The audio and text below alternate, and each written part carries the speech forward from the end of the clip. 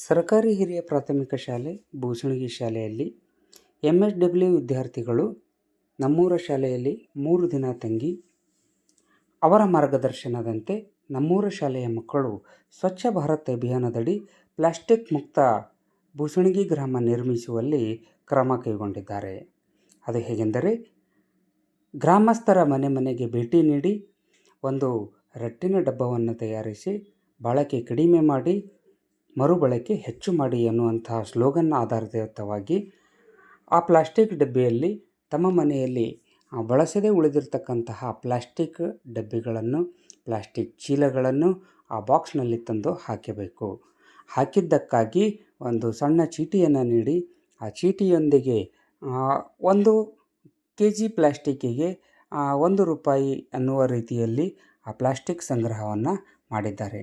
ಸಂಗ್ರಹಿಸಿದ ಪ್ಲಾಸ್ಟಿಕ್ಕನ್ನು ಮರುಬಳಕೆಯಾಗುವ ರೀತಿಯಲ್ಲಿ plastic ಬಾಟಲಿಗಳಲ್ಲಿ plastic ಚೀಲಗಳನ್ನು ಕತ್ತರಿಸಿ ಚಿಕ್ಕ ಚಿಕ್ಕ ಚೂರುಗಳನ್ನಾಗಿ ತುಂಬಿದ್ದಾರೆ.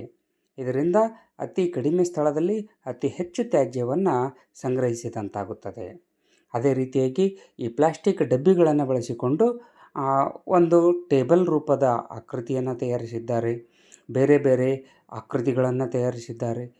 ಬೇರೆ ಬೇರೆ ಅಲಂಕಾರಿಕ ವಸ್ತುಗಳನ್ನು ತಯಾರಿಸಿದ್ದಾರೆ. ಅದಲ್ಲದೆ ಇಟ್ಟಿಗೆಗಳಲ್ಲಿ ಈ ಒಂದು ಪ್ಲಾಸ್ಟಿಕ್ ಡಬ್ಬಿಗಳನ್ನು ಇಟ್ಟು ಇಟ್ಟಿಗೆಯನ್ನು ಕೂಡ ಈ ಕ್ರಮದಿಂದಾಗಿ ನಮ್ಮೂರ ಶಾಲೆ ಸಂಪೂರ್ಣವಾಗಿ ಪ್ಲಾಸ್ಟಿಕ್ ಮುಕ್ತ ಶಾಲೆಯಾಗಿದೆ.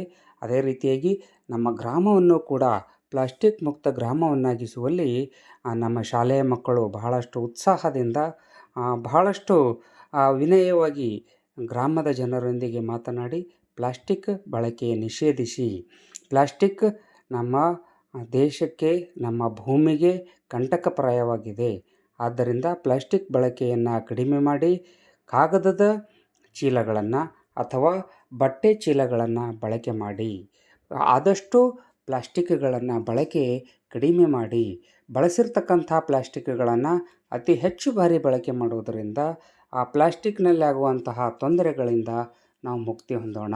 ಹಂತ ಹಂತವಾಗಿ ಪ್ಲಾಸ್ಟಿಕ್ ಬಳಕೆಯನ್ನು ಬಿಡೋಣ ಅಂತಕ್ಕಂಥ ಮಾತನ್ನು ಗ್ರಾಮಸ್ಥರಲ್ಲಿ ಮನವರಿಕೆ ಮಾಡಿಕೊಟ್ಟು ಗ್ರಾಮವನ್ನು ಸುಶಿಕ್ಷಿತರನ್ನಾಗಿ ಮಾಡಿ ಈ ಪ್ಲಾಸ್ಟಿಕ್ ಬಗ್ಗೆ ಕಾಳಜಿಯನ್ನು ಮೂಡಿಸ್ತಕ್ಕಂಥದ್ದು, ಪ್ಲಾಸ್ಟಿಕ್ ವಿರೋಧಿಯ ಬಗ್ಗೆ ಮತ್ತು ಪರಿಸರದ ಬಗ್ಗೆ ಕಾಳಜಿಯನ್ನು ಉಂಟು ಮಾಡಿದ್ದಾರೆ.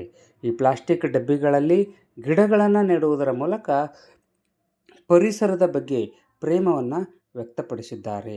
ಇದು ಒಂದು ನಮ್ಮ ಶಾಲೆಯಲ್ಲಿ ಆಗಿರುವಂತಹ ಒಂದು ಬಹಳಷ್ಟು ವಿನೂತನವಾಗಿರುವಂತಹ ಕಾರ್ಯಕ್ರಮ ಅಂತೇಳಂದು ಈ ಸಂದರ್ಭದಲ್ಲಿ ನಾನು ಹೇಳೋದಕ್ಕೆ ಇಷ್ಟಪಡ್ತೇನೆ.